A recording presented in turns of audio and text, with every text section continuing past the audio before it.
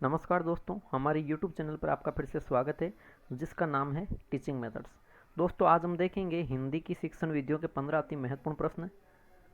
हिंदी शिक्षण विधियों के 15 अति महत्वपूर्ण प्रश्न देखेंगे, जो कि REET, CTET, UPTET, all TET exam के लिए अति महत्वपूर्ण प्रश्न है। चलते हैं बिना देर किए पहले प्रश्न पे मित्रों। पहला प्रश्न है, किसी भाषा को पढ़ने व लिखने की अपेक्षा बोलना सीखना सबसे छोटी पगडंडी को पार करना है, ये कथन किसने कहा? रायबर्न, किटसन, महात्मा गांधी जी या रमन बिहारी लाल? वेरी इंपॉर्टेंट है, डेफिनेशन आइए, ठीक है। वेरी इंपॉर्टेंट क्वेश्चन है, डेफिनेशन है कि किसी भाषा को पढ़ने और लिखने की अपेक्षा क्या सीखना? बोलना सीखना सबसे छोटी पगडंडी को पार करना, ये कथन किसने कहा? तो मित्रों, ये कथन कहा था किटसन ने। किसने? किटसन ने कहा था, याद रखना। वेरी इंपॉर्टेंट क्वेश्चन है मित्रों। विकल्प नंबर जो 2 है आपके, वो सही हो जाता है प्रश्न संख्या 1 में। आगे चलते हैं मित्रों प्रश्न संख्या 2 पर। प्रश्न संख्या 2 देखिए, कविता शिक्षण का पाठ रूप नहीं है। देखिए मित्रों, जो कविता शिक्षण है ना, उसका पाठ रूप कौन सा इन 4 विकल्प में से नहीं है? तो देखिए, पद्य शिक्षण या कविता शिक्षण एक ही होता है, वो आप पढ़ोगे तो उसमें पाठ रूप कुल कितने प्रकार के होते हैं मित्रों? 4 प्रकार के बताए गए हैं पाठ रूप, ठीक है। कविता शिक्षण या पद्य शिक्षण के पाठ रूप कितने हैं? 4। अब उनमें से देखिए, पहला है कौशल पाठ, ठीक है। दूसरा है रस पाठ। तीसरा हो जाता है मित्रों बोध पाठ। कौन सा हो जाता है मित्रों? बोध पाठ। और चौथा हो जाता है उपयोजन पाठ। कहने का मतलब जो रचना पाठ है, आप रचना नाम देकर मत कर देना ना, ये इसका पाठ रूप नहीं है, याद रखना। पद्य शिक्षण के 4 पाठ रूप होते हैं। पहला कौशल पाठ, दूसरा रस पाठ, तीसरा बोध पाठ और चौथा उपयोजन पाठ। ये 4 है और ये वेरी इंपॉर्टेंट क्वेश्चन है मित्रों। ऐसे प्रश्न आते हैं तो बिल्कुल समस्या होगी, है ना। तो इसीलिए ये प्रश्न तैयार करवाए गए हैं। विकल्प 3 सही हो जाता है प्रश्न संख्या 2 में। आगे चलते हैं मित्रों प्रश्न संख्या 3 पर। प्रश्न संख्या 3 देखिए, निम्नलिखित में से कौन सा बच्चों की भाषिक क्षमता के आकलन का सबसे उचित तरीका? देखिए, करना क्या है, बच्चों की जो भाषाई क्षमता है उसका आकलन करना है। तो उसका सबसे उचित तरीका देखिए, भाषाई क्षमता का आकलन कब होगा मित्रों? जब बच्चा स्वयं के अनुभव लिखेगा। क्या बच्चा क्या करेगा? जब खुद के अनुभव लिखेगा, स्वयं के अनुभव लिखेगा, या कह सकता हूँ जो भी वो लिखेगा या रचना करेगा वो सृजनात्मक रचना होनी चाहिए, यानी कि खुद के विचार होने चाहिए, कुछ नया होना चाहिए ना। तो देखिए, इनमें से कौन सा उचित तरीका होगा इस चीज़ के लिए? भाषिक क्षमता का आकलन। भाषिक क्षमता का आकलन का मतलब ये होता है मित्रों, स्वयं के अनुभव या सृजनात्मक होना, है ना। संज्ञा के 2 उदाहरण दीजिए। अब ये तो जो क्यों होगा, संज्ञा उसने पढ़ लिया तो 2 उदाहरण दे देगा, तो ये तो उचित तरीका इसका नहीं है। संज्ञा को परिभाषित कीजिए। संज्ञा की परिभाषा लिखनी, ये भी नहीं है ना। इसमें भी क्या उसका अनुभव है, उसके मन के विचार थोड़ी ना आएंगे, है ना। विशेषण के कितने प्रकार होते हैं, ये भी भाषिक आकलन का उचित तरीका नहीं है ना। कौन सा है कि बादल, आसमान, चिड़िया व बच्चे आदि संज्ञा शब्दों का प्रयोग करते हुए एक कहानी लिखना है। मेन चीज़ क्या है मित्रों? कहानी लिखना। अब कहानी लिखेगा तो इन तो शब्दों का प्रयोग करेगा, जैसे बादल का है, आसमान का है, चिड़िया का है, बच्चे का, इन शब्दों का प्रयोग करेगा, लेकिन वो कहानी लिखेगा वो अपने मन से, यानी सर्जन करेगा वो, है ना, खुद के विचार लिखेगा उसमें। तो ये भाषिक क्षमता के आकलन का सबसे उचित तरीका है मित्रों। तो विकल्प नंबर 3 सही हो जाता है प्रश्न संख्या 3 में। आगे चलते हैं मित्रों प्रश्न संख्या 4 पर। देखते हैं प्रश्न संख्या 4 क्या है मित्रों। क्रियात्मक अनुसंधान का क्षेत्र है। देखिए, क्रियात्मक अनुसंधान पढ़ा होगा। इसके अगर जनक पूछे कौन है ना, प्रवर्तक, तो एस एम कोरे यानी स्टीफन एम कोरे इसके प्रवर्तक है मित्रों, याद रखना। इसका क्षेत्र, तो याद रखना, इसका क्षेत्र हमेशा विद्यालय तक ही सीमित है, विद्यालय के बाहर सीमित नहीं है, विद्यालय के अंदर भीतर ही तक ही सीमित है। ये मुख्य बात है इसकी, ठीक है। और तीसरी बात है, इसमें नवीन खोज नहीं होती। अब देखिए, इसमें कक्षा शिक्षण विधि में सुधार होता है, बिल्कुल सही है। कक्षा शिक्षण विधि में सुधार क्रियात्मक अनुसंधान का काम है। क्यों? क्योंकि भाई विद्यालय तक सीमित है। छात्रों का स्कूल से भागना, अनुपस्थित रहना आदि समस्या इसमें सुलझाई जाती है, बिल्कुल सही है। क्यों? क्योंकि देखिए, ये भी विद्यालय से संबंधित समस्याएं हैं। छात्रों द्वारा चोरी करना व गृह कार्य न करना इत्यादि, तो ये भी इससे ही संबंधित है। क्यों? क्योंकि देखिए, विकल्प 1, 2 और 3 जो तीनों विकल्प है मित्रों, है ना, तीनों के तीनों विद्यालय तक ही सीमित है, विद्यालय की ही बातें हैं ना। तो क्रियात्मक अनुसंधान का ये क्षेत्र है, यानी उपयुक्त सभी यहाँ पे क्रियात्मक अनुसंधान का क्षेत्र है। प्रश्न संख्या 4 में मित्रों विकल्प नंबर 4 सही हो जाता है। आगे चलते हैं प्रश्न संख्या 5 देखते हैं मित्रों। लीजिए, वेरी इंपॉर्टेंट क्वेश्चन है मित्रों प्रश्न संख्या 5। वाचन करते समय पुस्तक कौन से हाथ में होनी चाहिए? एक प्रश्न तो यहाँ से बन सकता है, बाएं हाथ में, ठीक है। कोहनी से कितने डिग्री का, ये प्रश्न बन गया दूसरा, है ना। एक तो बन गया कौन से हाथ में, बाएं या दाएं, बाएं हाथ में होनी चाहिए। कितने डिग्री का कोण, ये दूसरा हो गया। और आंखों से कितने फीट की दूरी पर, 1 फीट की दूरी पर। 3 प्रश्न बन गए मित्रों, एक नहीं, यहाँ पे 3 प्रश्न बन गए, है ना। बाएं हाथ में होनी चाहिए जब भी पुस्तक बालक पढ़ेगा तो, और कितनी डिग्री कोण बनाते हुए उस प्रश्न में पूछा गया, और आंखों से कितनी फीट की दूरी पर, 1 फीट की, है ना। तो देखिए 40 डिग्री, 45 डिग्री, 55 डिग्री या 75 डिग्री। मित्रों याद रखना 45 डिग्री का कोण बनेगा, ठीक है। जब वाचन करेगा, पढ़ेगा बालक पुस्तक को, तो बाएं हाथ में होनी चाहिए कोनी से 45 डिग्री का कोण बनाते हुए आंखों से 1 फीट की दूरी पर होनी चाहिए। वेरी इंपॉर्टेंट क्वेश्चन है मित्रों ऐसे प्रश्न। तो विकल्प नंबर 2 सही हो जाता है मित्रों प्रश्न संख्या 5 में। आगे चलते हैं प्रश्न संख्या 6 पर। प्रश्न संख्या 6 है दोस्तों कि विचारों की जो अच्छी अभिव्यक्ति है किस प्रकार के प्रश्नों में हो सकती है। विचारों की अच्छी अभिव्यक्ति। अब देखिए अभिव्यक्ति है, अभिव्यक्ति कौशल कितने होते हैं? अभिव्यक्ति कौशल होते हैं 2, ठीक है। कौन कौन से? भाई एक तो होता है अभिव्यक्तात्मक कौशल और दूसरा होता है ग्रहणात्मक कौशल, ठीक है। कौन सा होता है? ग्रहणात्मक कौशल, है ना। वो भी 2 होते हैं। और अभिव्यक्तात्मक जो अभिव्यंजनात्मक कौशल है वो भी 2 कौशल होते हैं ना। कौन कौन से होते हैं? तो देखिए, हम किसी बात को सुनेंगे तो उसका मतलब ग्रहण करेंगे, किसी बात को पढ़ेंगे उसका मतलब ग्रहण करेंगे, ये तो आ जाएंगे ग्रहणात्मक में। अभिव्यंजनात्मक आते हैं, एक तो बोलना यानी विचारों की अभिव्यक्ति करना मतलब बोलना, और एक होता है लिखना, तब हम अभिव्यक्ति करेंगे, ठीक है। ये चीज़ भी आप साथ में याद रख लो, अच्छी चीज़ है। अब देखो विचारों की अच्छी अभिव्यक्ति कब होगा? जब हम ज़्यादा से ज़्यादा अपने विचार रखेंगे, है ना। हम अपने विचारों का निर्माण करेंगे, वो भी ज़्यादा से ज़्यादा, तब अच्छी अभिव्यक्ति मानी जाएगी। वस्तुनिष्ठ, इनका तो निश्चित उत्तर रहता है। उत्तर क्या है इनका? निश्चित है ना, निश्चित उत्तर होगा, तो यहाँ पर अच्छी अभिव्यक्ति नहीं होगी। लघुतरात्मक में क्या होता है? एक पद में उत्तर दिया जाता है, एक वाक्य में दिया जाता है, तो यहाँ पर भी नहीं होगी अच्छी अभिव्यक्ति। विचारों की अच्छी अभिव्यक्ति लघुतरात्मक में भी नहीं होगी, क्योंकि यहाँ पर भी निश्चित उत्तर होता है कम से कम। जैसे कि अगर निश्चित नहीं होता तो आप मतलब ज़्यादा से ज़्यादा ये 4 से 5 वाक्य पंक्तियों का होता है, ठीक है, 4 से 5। लघुतरात्मक 1 से 2 वाक्यों का, तो इनमें आप अच्छी अभिव्यक्ति नहीं कर सकते, बल्कि निबंधात्मक आप कर सकते हो। अगर आपको कह दे कि दहेज प्रथा पर 250 शब्द लिखिए, पर्यावरण प्रदूषण पर आप 250 शब्द लिखिए, तो आप यहाँ 250 के बजाय 500 भी लिख सकते हो। वो मतलब आप विचारों का स्वयं निर्माण कर रहे हो। आकलन की दृष्टि से ये वेरी इंपॉर्टेंट हो जाता है ना, क्योंकि यहाँ विचारों की अच्छी अभिव्यक्ति हो सकती है। तो इस प्रकार आपके प्रश्न संख्या जो 6 है दोस्तों, वहाँ पे विकल्प नंबर 4 सही उत्तर होगा। आगे चलते हैं प्रश्न संख्या 7 पर, और अच्छा प्रश्न आया है प्रश्न संख्या 7। मौन वाचन के लिए उपयुक्त स्थान कौन सा नहीं है? दोस्तों आप इन प्रश्नों को ऐसे ही मत समझना, ये प्रश्न है आपके 2nd ग्रेड लेवल में आया हुआ है ना। अब ये है कि आप कहोगे सर कि ऐसा नहीं है, 2nd ग्रेड में नहीं आया, तो देखिए ये आपको अगर इजी लग रहा है तो इसका मतलब ये नहीं कि 2nd ग्रेड में नहीं आया। 2nd ग्रेड में ऐसे ही आएगा, सिलेबस से बाहर थोड़ी ना जाएगा ना। तो देखिए अब ये है कि आपको इजी लग रहा है, इसका मतलब आपकी तैयारी बेस्ट है ना। देखो मौन वाचन के लिए उपयुक्त स्थान नहीं है। मौन वाचन यानी कि आवाज़ नहीं करनी है, शांति से पढ़ना, है ना। मन ही मन में पढ़ना है, बिना होठ हिलाए, बिना शोर किए। उपयुक्त स्थान कौन सा नहीं है? तो देखिए अभिनंदन सभा यानी कि किसी की प्रशंसा, किसी का अभिनंदन, स्वागत करने के लिए जो सभा की जाती है अभिनंदन सभा, वहाँ पे मंच पे बोलना पड़ेगा उस व्यक्ति के बारे में ना। जब बोलेंगे तो वो मौन वाचन नहीं रहेगा, इसलिए उपयुक्त स्थान नहीं है। बाकी पुस्तकालय, लाइब्रेरी में, वाचनालय में, इनमें आपको क्या होगा? इनमें आप मौन वाचन की दृष्टि से सही होगा। वाचनालय में कर सकते हो, पुस्तकालय में मौन वाचन किया जाता है। आप लाइब्रेरी जाते हो है ना तैयारी करने के लिए, आपको पता है, और कक्षा में भी ये चीज़ घटित हो सकती है। लेकिन अभिनंदन सभा में मौन वाचन नहीं किया जा सकता दोस्तों। तो इस प्रकार आपके प्रश्न संख्या जो 7 है वहाँ पे विकल्प नंबर 1 सही होगा। आगे चलते हैं प्रश्न संख्या 8 पर। और देखिए जो प्रीवियस एग्जामों में प्रश्न आए हैं और अति महत्वपूर्ण प्रश्न है, वही प्रश्न रखे हमने कि ये प्रश्न संख्या जो 8 है दोस्तों, ये आपके सीटेट में पूछा गया है। किस में पूछा गया है? सीटेट में पूछा गया है, ठीक है। अभिव्यक्ति की कुशलताएं किस भाषाई तत्वों के साथ जोड़ी जाती है? अभिव्यक्ति बता दिया मैंने, एक तो होती है बोलकर, ठीक है, और एक होती है लिखकर, यानी कि भाषण और लेखन इन 2 भाषाई कौशलों से होती है। तो देखिए गुनगुनाना ही अभिव्यक्ति है क्या? नहीं, केवल गुनगुनाना अभिव्यक्ति नहीं है। क्यों? क्योंकि गुनगुनाने में तो वो कुछ भी गुनगुना सकते हैं, सामने वाले को समझ नहीं आएगा, जबकि सामने वाले को समझना आना चाहिए, वो होता है बोलना, है ना।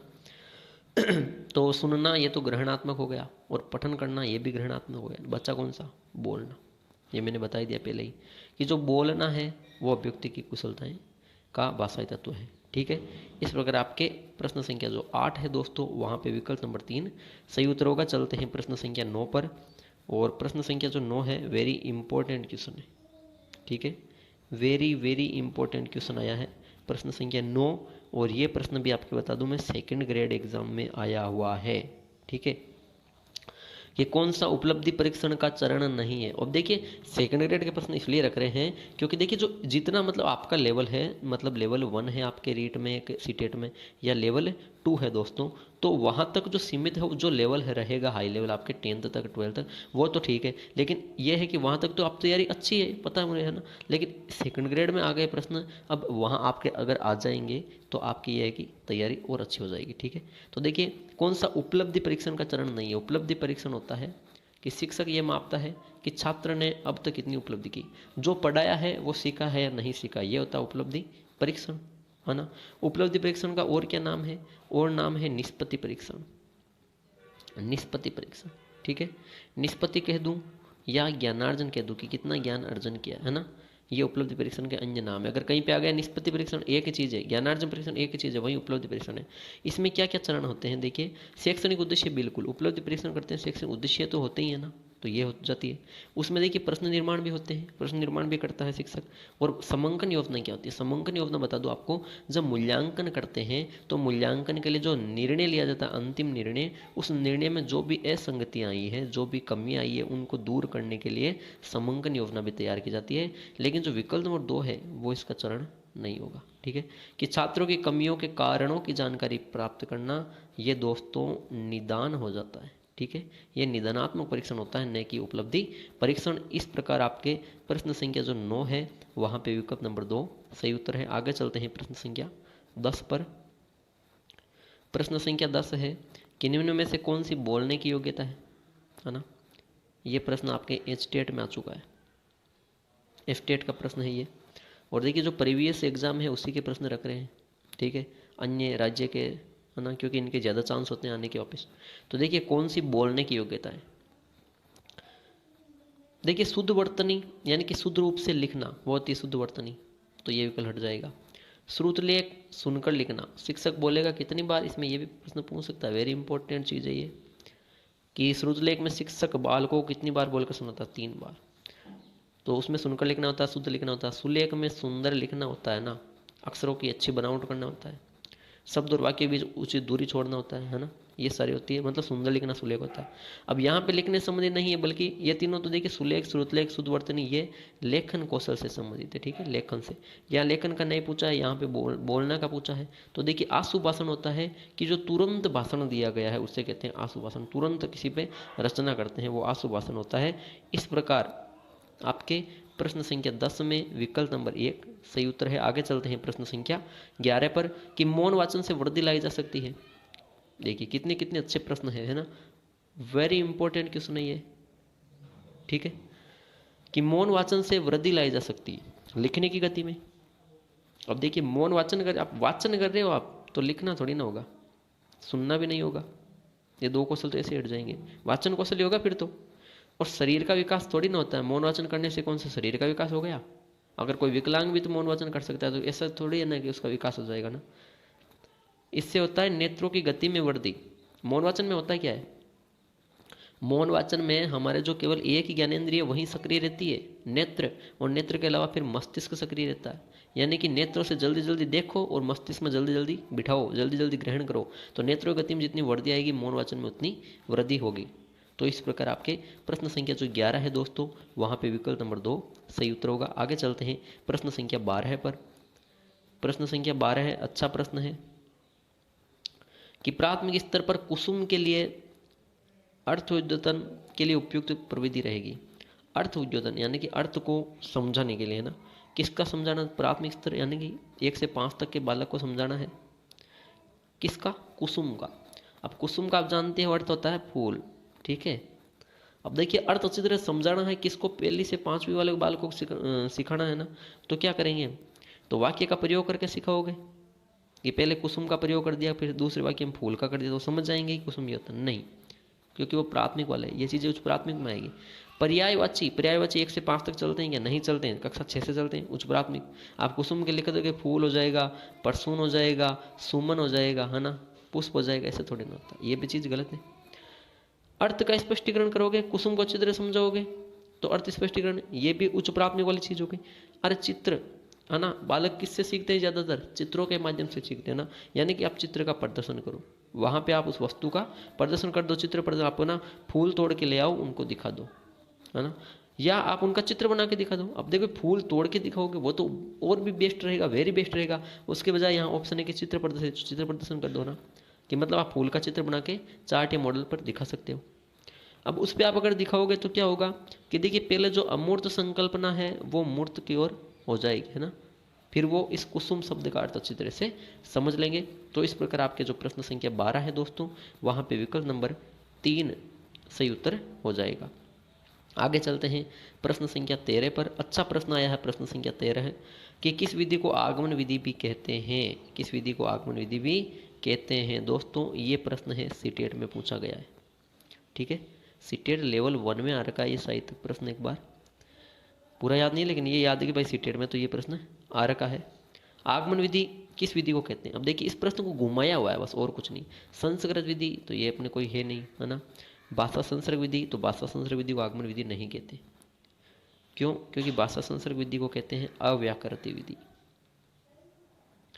अव्याकृति विधि, ये व्याकृति क्या होती है कि मतलब जिसमें व्याकरण की शिक्षा अलग से न देकर पाठ के संदर्भ में ही दी जाती है, ठीक है। ये होती है भाषा संसर्ग। हाँ, ये याद रखना कि जो भाषा संसर्ग प्रणाली है और जो आगमन है, ये दोनों ही 1 से 5 तक के लिए प्रयुक्त होने वाली विधियां हैं, व्याकरण शिक्षण की विधियां दोनों, ठीक है। अगर पूछे कि व्याकरण शिक्षण की प्राथमिक स्तर पर प्रयुक्त होने वाली विधि, तो आगमन विधि भी है, भाषा संसर्ग भी है, ठीक है। निगमन विधि नहीं है। अब देखिए कौन सी बची? सूत्र विधि या प्रयोग विधि। तो देखिए एक तो होती है सूत्र विधि और एक दूसरी होती है पाठ्य पुस्तक विधि, ठीक है। पाठ्य पुस्तक विधि, सूत्र विधि और पाठ्य पुस्तक ये दोनों निगमन के रूप है। किसके हैं? निगमन के, निगमन विधि के। हमें पूछा है आगमन विधि कौन से, तो आगमन विधि का हो जाएगा दोस्तों प्रयोग विधि हो जाएगी। एक तो प्रयोग विधि और दूसरी होती है सहयोग विधि, या जिसे समवाय कहे, है ना। तो सहयोग और प्रयोग ये आगमन के रूप है, सूत्र और पाठ्य पुस्तक ये निगमन के रूप है, ठीक है। तो घुमाया हुआ प्रश्न है, आगमन विधि का रूप कौन सा या किसे आगमन विधि कहते हैं, एक ही बात है। तो इस प्रकार आपके प्रश्न संख्या जो 13 है वहाँ पे विकल्प नंबर 4 सही हो जाएगा। आगे चलते हैं प्रश्न संख्या 14 पर। ये लीजिए वेरी इंपॉर्टेंट प्रश्न आया है भाई, प्रश्न संख्या 14 वेरी वेरी इंपॉर्टेंट क्वेश्चन है कि साहचर्य विधि में साहचर्य स्थापित किया जाता है। बहुत अच्छा प्रश्न आ रखा है। साहचर्य विधि किसने दी थी? मैडम मारिया मोंटेसरी ने दी थी, ठीक है। मारिया मोंटेसरी कहाँ की थी? ये इटली की रहने वाली थी। इसने साहचर्य विधि दी, किसने दी? मैडम मारिया मोंटेसरी ने। इसलिए इस विधि को मोंटेसरी विधि भी कहते हैं। इटली की रहने वाली थी ये। एकमात्र मनोवैज्ञानिका जो भी मनोवैज्ञानिक थी यही थी मैडम मारिया मोंटेसरी, जिसने क्या किया? भाषा कौशलों का क्रम है वो क्या बताया? सबसे पहले सुनना, फिर बोलना, ये तो सभी बताते हैं ना। फिर लोग बाकी की क्या बताते हैं? पठन और लेखन। इन्होंने पहले लेखन बताया, बाद में पठन बताया। एकमात्र यही थे ना। अब देखिए साहचर्य विधि में इन्होंने बताया कि साहचर्य स्थापित किया जाता है वाक्य और शब्द में, श्यामपट वाक्य में, चित्र व शब्द में, श्यामपट व चित्र में। तो यहाँ पे इसका सही उत्तर हो जाएगा दोस्तों चित्र व शब्द में, है ना। यानी कि क्या होते हैं कि कोई वस्तुएं होती है, उनके चित्र अलग दे रखे हैं, अलग पे शब्द लिखे हुए हैं साइड में। एक साइड में शब्द पड़े हुए लिखे हुए कागज पे, एक में क्या होती है? चित्र होती है। यहाँ पे वस्तुएं दिखाई जाती है, ठीक है। अब क्या होता है, जैसे वस्तु दिखा दी, मान लीजिए चित्र दिखा दिया कबूतर का। किसका दिखाया? कबूतर का। अब जो शब्द लिखा हुआ है साइड में कबूतर का, ढूंढ के कबूतर वाले पे लगा देंगे, है ना। इसका मतलब क्या है? वो साहचर्य स्थापित करवा रहे हैं, किसमें? चित्र और शब्द में। तो इस प्रकार आपके ये लेखन शिक्षण की विधि भी है। तो प्रश्न संख्या 14 में विकल्प नंबर 3 बिल्कुल सही उत्तर होगा। आगे चलते हैं आज के अंतिम प्रश्न, प्रश्न संख्या 15 पे। प्रश्न संख्या 15 क्या कहता है कि ध्वनियों को प्रतीकों में लिपिबद्ध कर भाषा को स्थायित्व प्रदान करने को क्या कहते हैं? वेरी इंपॉर्टेंट क्वेश्चन है। अच्छी परिभाषा तैयार हो रही है आपकी कि जो ध्वनियाँ हैं ये ध्वनि द हलंत आएगा आधा। ध्वनियों को प्रतीकों में आप क्या कर रहे हो? लिपिबद्ध कर रहे हो। लिपि किस लेखन कौशल से समझ देना। फिर भाषा को आप क्या कर रहे हो? यानी कि अगर पूछे कि भाषा को स्थायित्व प्रदान कौन करता है? लिपि करती है ना। लिपि क्या होते हैं? प्रतीक के संकेत होते हैं ध्वनियों के ना। तो ये देखिए लिपि है ना, लिखना। तो ये कौन सी विधि में आएंगे? कौन से कौशल में? लेखन विधि में ना। ना तो श्रवण विधि होगी, ना ही पठन विधि होगी, और ना ही भाषण विधि होगी, जबकि लेखन विधि ही होगी। तो इस प्रकार आपके जो प्रश्न संख्या 15 है दोस्तों, वहाँ पे विकल्प नंबर 1 बिल्कुल राइट आंसर हो जाएगा। तो दोस्तों ये थे आज के शिक्षण विधियों के 15 अति महत्वपूर्ण प्रश्न। आशा करता हूँ कि वीडियो अच्छा लगा होगा।